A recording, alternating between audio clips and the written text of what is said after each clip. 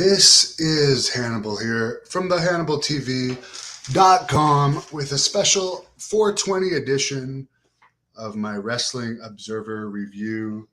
It's about 7:23 a.m. here in Ottawa, Canada right now. At 8:30 a.m., I will be doing the last ever shoot interview with Jimmy Garvin, former Fabulous Freebird, wrestling legend. So 1 hour from now, get ready for it.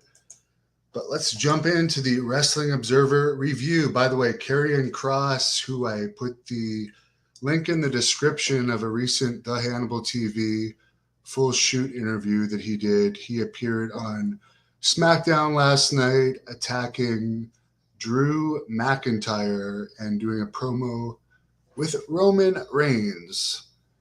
SummerSlam ended up doing 40,117 fans at Nissan Stadium in Nashville, Tennessee this past week.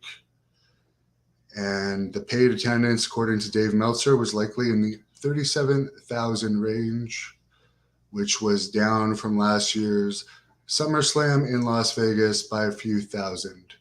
The show did approximately 18,600 buys. And to compare that to WrestleMania this year, WrestleMania both nights did around 23,000. So SummerSlam would be considered a success. I would think that SummerSlam had a lot less buzz to it than WrestleMania this year. So I'm actually surprised it did so well. The bigger news as far as like the insiders of wrestling this past week was Ric Flair's quote unquote last match ever, who I interviewed his former roommate Ken Patera earlier, or actually last night, which was an interesting interview to say the least. Very candid guest. And by the way, I also did one with the $1 Million Man, Ted DiBiase, a couple nights ago that broke records for my most live viewed shoot interview. But Ken Patera did not watch Ric Flair's last match, but he did feel that Ric Flair will keep going as long as there's paydays ahead.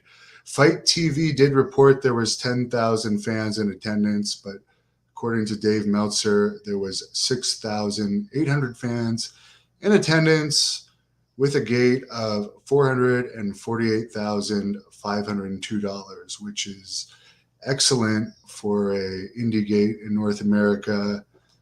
Meltzer points out that the All In pay-per-view that was a predecessor to AEW only did $458,525. And he also points out something interesting, and I did cover this for my channel. One of my trainers, Jacques Rougeau Jr., for his third retirement match, actually did outdraw Ric Flair's last match. Jacques Rougeau actually had 11,000 in Montreal. I think it was 4 or 5 years ago now. And that was at Jerry Park. And that match is actually on the Hannibal TV, as well as post-match interviews with Jacques Rougeau and his kids. Meltzer brings up that Flair has had previous retirements. He did a retirement angle in 1983 prior to winning the NWA title from Harley Race. He did a retirement match with Hulk Hogan in 94, which I personally remember. That was around Halloween Havoc. And Brutus Beefcake was involved in a bizarre masked thing that, as a kid, I suppose I liked it. But looking back on it, it was kind of weird to like just give away a Ric Flair retirement like that. Ric Flair also says when he lost to Sting, Meltzer says when Ric Flair lost to Sting on the last episode of Nitro, he thought that was his retirement. Then he had another WWE run, which ended with a retirement match against Shawn Michaels in 2008. Which would have been his send-off, but then he ended up going to Australia and doing a bunch of matches with Hulk Hogan that were extremely bloody. I do remember that. And I believe Lacey Von Erich, who, by the way, I'm still friends with, and recently had a birthday and is involved in the Von Erich movie project. She was involved in those Hogan Flair matches, and Flair accidentally cut her in one of those matches. But yeah, he fought Hogan, and then he ended up having TNA matches where apparently his last match prior to this last match was a loss to Sting in front of a couple hundred people in Orlando on September 12th, 2011. So why not do a last match? I did watch it, and I won't really comment on it any further. I did take my stream down. If you're lucky enough to watch the watch along live, you saw it. But, you know, I am a big Ric Flair fan, but that's all I'm going to say. Apparently, Mick Foley, Undertaker, Michael Hayes, Magnum TA, JJ Dillon, Rey and Dominic Mysterio, Charlotte Flair, Baby Doll, Al Snow, Michelle McCool, Sammy Guevara, and Santino Marella were all in attendance for the match, which is kind of cool. Wrestlers from both leagues involved in it. And apparently, as far as Naomi and Sasha Banks, it is believed that they might be returning back to WWE under this new creative regime of Triple H, who, by the way, was on Logan Paul's Impulsive podcast this week. And he said something here that Meltzer brings up that I have heard in the past, although I didn't watch the full podcast and I didn't hear this, but he said, quote, "The vision to take this tiny little thing happening in bars to this big global sensation like nothing else. WrestleMania is one of the most valuable sports franchises on the planet," end quote. And Meltzer brings up that as far as wrestling matches happening in bars, that didn't start until the mid to late 80s. And Vince McMahon's father routinely sold out Madison Square Garden. And wrestling was very popular in the 70s and 80s. And to say that it was like a small thing happening in bars prior to Vince McMahon is a bit of an exaggeration, to say the least. Glenn Jacobs, aka Kane, who is the owner of Tom Pritchard's wrestling school in Knoxville. And Tom Pritchard has a podcast that airs on this channel every week. I have a lot of respect for him and for Kane for that matter. He was reelected mayor of Knox County with 55.6% of the vote. Congratulations to Kane. Apparently, WWE held tryouts in Nashville where they had 50 athletes from 47 colleges involved. And apparently, none of the athletes really stood out.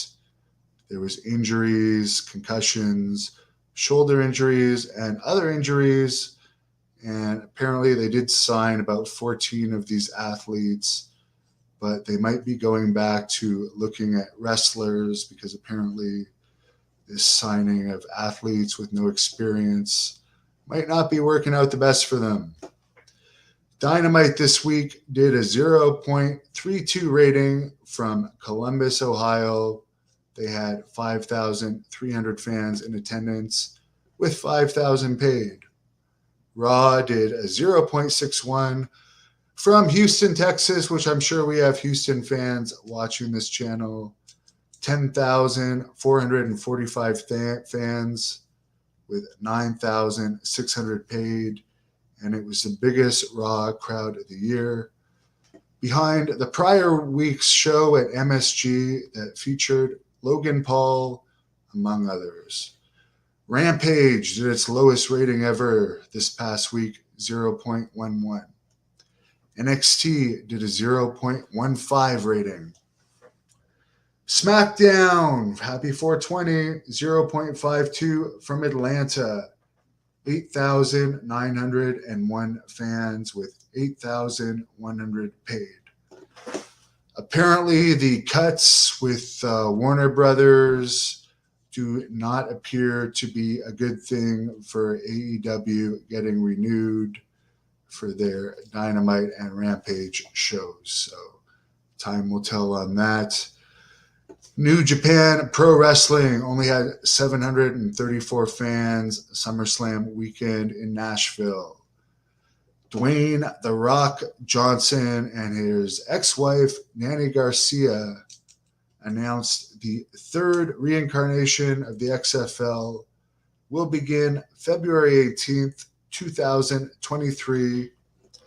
And Great North Wrestling veteran, and I have opened for him at a couple of his comedy shows, Hacksaw Jim Duggan, who I must say, he is a really good guy. I've met good and bad wrestlers over the years, but Jim Duggan, I have nothing but respect for. And like, he is outside of the ring as he is inside of the ring.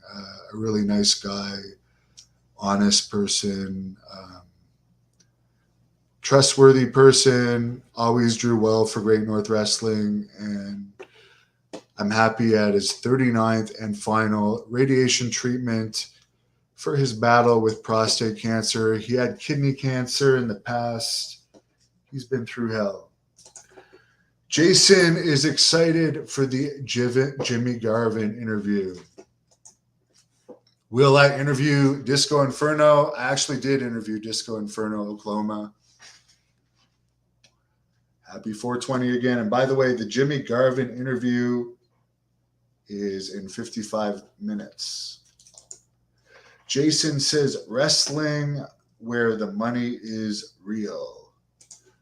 Ivan Santos, our Puerto Rican friend who always has the Puerto Rico questions. And by the way, for anyone that doesn't know, I am a one-time IWA Puerto Rico Intercontinental Champion and two-time WWC Puerto Rico Tag Team Champion. And I do love Puerto Rico. Mona Yates. Sounds familiar.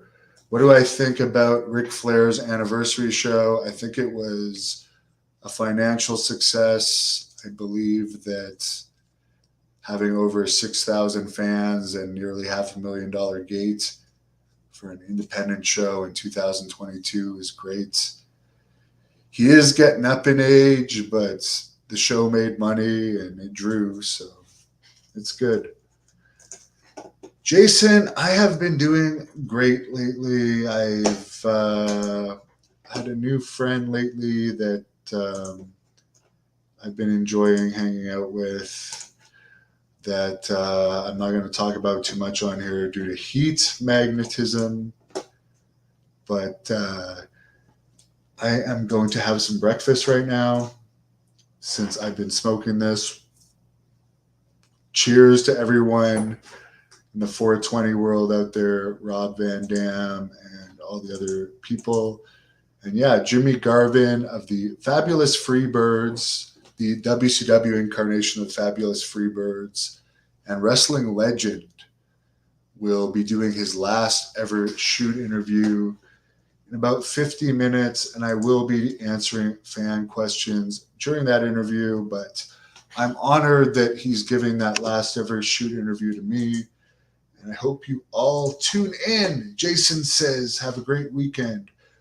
Thank you. I'm going to have some good workouts because, by the way, it is August the 6th, and in less than a month, the Petawawa Civic Center, I'm going to have probably what is going to be my last match as the Blood Hunter against Jeremy Prophet. Tickets are on sale now at ticketweb.ca. I have been training hard for this. I weighed myself on Friday, 258, which I haven't been under 260 for a while.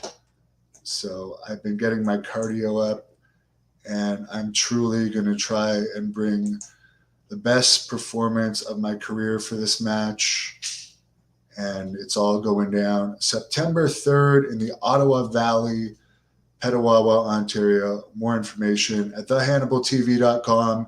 Yes, it will be on the Hannibal TV, but anyone that wants to go and support Great North Wrestling, everyone always asks me about autographs. I will be signing autographs that night, as will all the other wrestlers, and I don't do a lot of autographs. So there is the opportunity for that. And yeah, I'm really looking forward to it as we wrap this up. And I want to remind everybody that in 50 minutes from now, Jimmy Jam Garvin of the Fabulous Freebirds will be doing his last ever shoot interview, and I'll have the honor of it. And I think that the Freebirds would be proud as what's going on here? Hello. Hello. Do I have a visitor?